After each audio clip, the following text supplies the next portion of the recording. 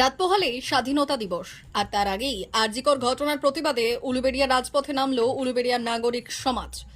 রাত দখলে মেয়েরা এদিন সন্ধ্যায় উলুবেড়িয়া আদালতের পাশে নেতাজি মূর্তির সামনে থেকে প্রতিবাদ মিছিল শুরু হয়ে উলুবেড়িয়া স্টেশনে গিয়ে শেষ হয়।